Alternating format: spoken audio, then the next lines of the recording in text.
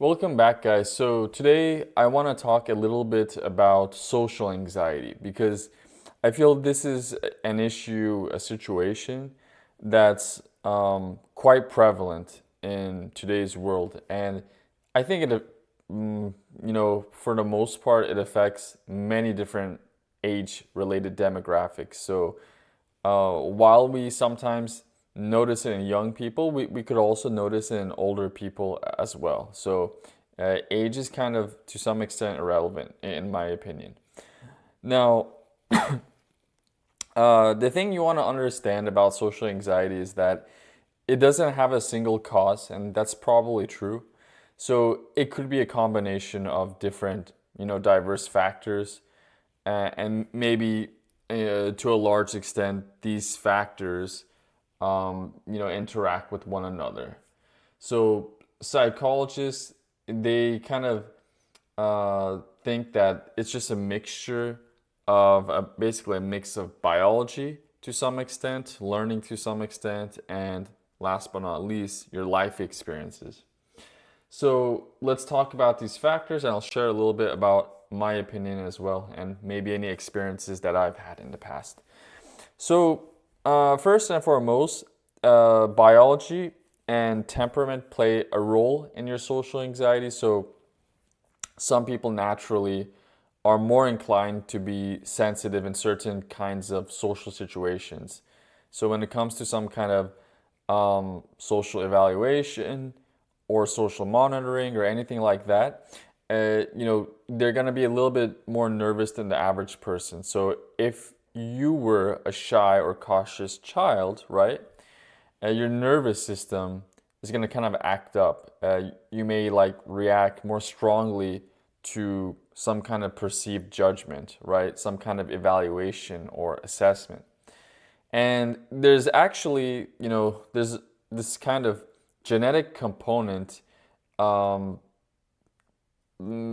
to put it, like social anxiety basically runs in families for some people. So it is true to some extent. To some extent, it is true. It is genetic. It could be in your DNA. So there's some suggestion here that we do inherit some, genetic traits that do make us feel anxious in social situations. Now, I don't think that's the biggest factor for most people, personally speaking, based on observations, based on my own experiences, because both of my parents are anxious in some situations, and so am I. But for the most part, I'd say as a family, we've dealt pretty fine with it in most situations, at least. So brain processes could be another important factor that explains social anxiety. So, in people who have it, um, certain areas of the brain, think like namely the amygdala, uh, it's associated with detecting or monitoring threats, right? That can be quite overactive, right? More than usual, more than it's supposed to be. And that means, like, in some situations, like public speaking, right? Or maybe when you're meeting new people, especially a group of people, this can kind of trigger some kind of danger response, even though, like, the situation itself is absolutely fine. There's nothing dangerous or harmful going on. You really shouldn't be worried. You should be taking it easy, but you don't respond that way. You don't react that way. You're like super nervous, super anxious, like something bad's about to happen. So, it's just a feeling, but our brain can overreact. So, that's something just to consider. And another factor that explains, where we get this social anxiety from, and this is one I personally believe plays a significant role in this. It's a huge factor, in my opinion. And I believe, it just has to do with your early experiences in life. Like, what the heck happened to you, right? Certain things happen to you in life that make you feel anxious in social situations, that may even push you to experience social anxiety disorder. So let's talk about them, right? What are some instances of this? So think about like things like being teased, like somebody's calling you names and things like that, or bullied or rejected, right? So, like, let's give you a concrete example. You ask a girl or a guy or whoever out on a date or something, and the person uh, rejects you outright, but they don't reject you in a polite way. They call you an ugly loser or something. They just start attaching labels on you, or they smack you in the head or something. So if you experience some kind of negative experience like this, maybe next time you're gonna be reluctant, hesitant, unwilling to ask another person out on a date because of that negative experience, that negative, um, terrible social experience that you just went through. Uh, but also another example of maybe an early experience that can make you develop social anxiety disorder or just become more and more socially anxious over time or in certain situations is just growing up in a really critical, harsh, overprotective environment. So think parents here, not strangers so much. So if you had like some mom, like a mother, a father, or some other kind of caretaker, it could be your uncle or someone else, your grandmother, and they were really hard on you. Like, Sally, why the heck are you washing clothes this way? Or Mike, why the heck are you trying to prepare this meal this way? Are you stupid? Are you dumb? Like nobody does it this way. God, you can't do anything right. You're you're so incompetent. Or the R word, or they just add these labels to you. They blast you, and maybe you didn't do anything wrong at that moment, but maybe they're like perfectionist or they prefer things done their own way, and because of that stigma you received, because they blasted you, and you were like 5, 7, 8, 10 years old or whatever, you kind of internalize that stress. You internalize that pressure, that anxiety moment. And you're like, oh my God. And then, later in life, maybe you want to avoid that kind of situation because of that association with that negative experience of yours. Could be one experience or it could be many. It doesn't matter. And also, think about like any kind of embarrassing moments you've experienced that stick in your head, right, in your memory, because those are really emotional moments as well. So it's not just about being bullied. It's not just about like being rebuked sharply by your caretakers. It could also be something embarrassing you went through, you did, and just thinking about it makes you really uncomfortable and you don't want to relive that experience again. It's pretty normal. So good example. Maybe just making this up. You went to a party and you dropped like a glass of wine on the floor and people laughed at you and said, "What a freaking idiot, what a moron," or something. And you see all these people, like 10, 20, 30 people laughing at you, pointing fingers toward you. And like, oh my God, what did I do? Or maybe you spilled something all over your clothes, right? So, something like that can be, really traumatic for some people to some extent. So they don't want to relive that moment again. So they'll just avoid that situation. Okay, I'm no longer going to parties again. Or maybe they were dancing at someone's wedding and they slipped and landed on their butt or something, right? On their tush. Okay, so yeah, this trains your brain, your mind to expect negative judgment in future similar kind of situations.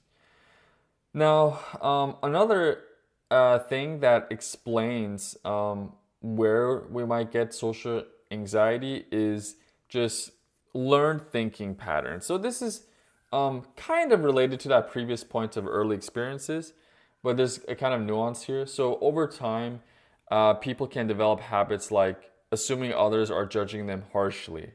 So regardless whether something bad happened to him or not, they just have this mindset that if I'm doing something, maybe someone might think I'm stupid or I suck at it or something, right?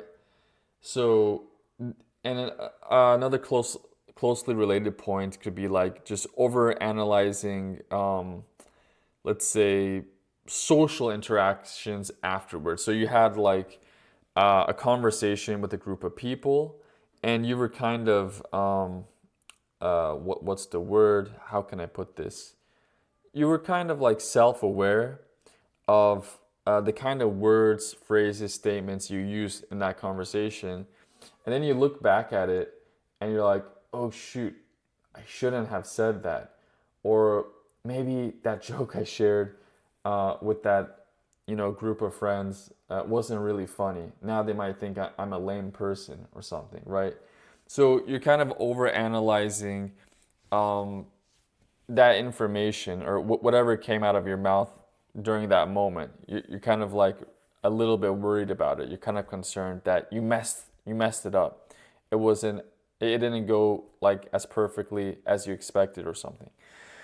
And another closely related point to like learned thinking patterns is just again focusing on perceived flaws. So if you did end up making mistakes in some situations, I'm not saying you did, but let's say there were blunders and things of that nature, you might kind of over focus on those flaws, on those issues, and you just can't let it go. It's just, kind of wired into your psyche, into your mind. And so any of these kind of patterns just reinforce, they strengthen anxiety or feelings of anxiety. And what ends up happening, you internalize this. And when you internalize this, obviously this feels like it just becomes simply automatic, second nature to you. So yeah, that's just the way it is. And finally, there's this kind of avoidance cycle that comes with anxiety. So avoiding social situations basically is a kind of long-term, maybe coping mechanism for you. So you're gonna avoid that party. You're gonna avoid that wedding. You're gonna avoid that ice skating rink, right? Because this is gonna help reduce your anxiety in the short term by avoiding these socially anxious environments. But the downside here is that it prevents you from, learning that actually most of these situations are safe. Like nobody's gonna judge you. Nobody really cares most of the time, right? So this keeps the fear alive and even strengthens it whenever you're trying to just avoid, these places or these situations. But the reality is, it's not usually as bad as you think it is.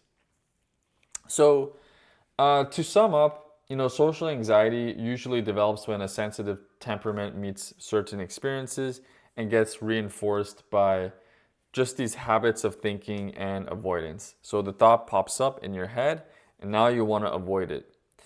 And, I think many of us have experienced this in one form or another, regardless whether or not we're neurodivergent. But maybe as neurodivergent individuals, we might be a little bit more sensitive to the issue compared to many neurotypicals. We might not handle it as well sometimes, not always. But I did experience a bit of social anxiety, like when it came to really silly things, to be honest, when I was younger, like washing my clothes in front of other people. I thought, like, because I had some issue, I started late, and then I thought, like, oh, somebody might. It was a really crazy thought at the time, but I had these kind of racing thoughts, like, oh, they might see that I'm not doing it right, or I'm putting things on the wrong setting or something. I'm gonna mess it up and stuff. So, I had some crazy thoughts like this. And another one, I think, well, this one I didn't have, but maybe somebody could have this. Like maybe you're afraid to prepare a meal or cook in front of other people because you think that your cooking sucks and people are gonna laugh at you because you're using way too many ingredients or you're using the wrong ingredients to prepare a certain meal, or you're afraid of the final result or something like that. And now those are more kind of ordinary. Those are just some examples of social anxiety situations. But the ones I see that are more prevalent are like, a person is afraid to ask another person on a date because they think they're going to laugh at them, or maybe they had a negative experience in the past, before. So I see it in that situation a lot. I see it like when it comes to people refusing to go to parties because with too many people there, sometimes it just overstimulates them. But they could also be socially anxious at the same time. Maybe they're afraid someone might laugh at them or something, or might view them in a certain way. And or when it comes to something like some event related to sports or something, they're afraid they're gonna mess up or they're gonna fall or whatever, right? So, these are pretty common situations. People go through this, or giving a public speech. Some people just, they think they're gonna die if they go up there and speak in front of, 30, 40, 50 people. Just too many eyes on them. It's just uncomfortable for them. So, I'd like to hear from you. Like, have there been any moments in your life where you suffered from social anxiety? If so, like, what are some examples? If you can, please share one or two down in the comments below. We're not going to judge you. We're not going to laugh at you. I've been through this when it came to different situations, as I explained. So yeah, hope this is helpful. And if you do suffer from social anxiety today for various reasons, I hope you're able to overcome some of them.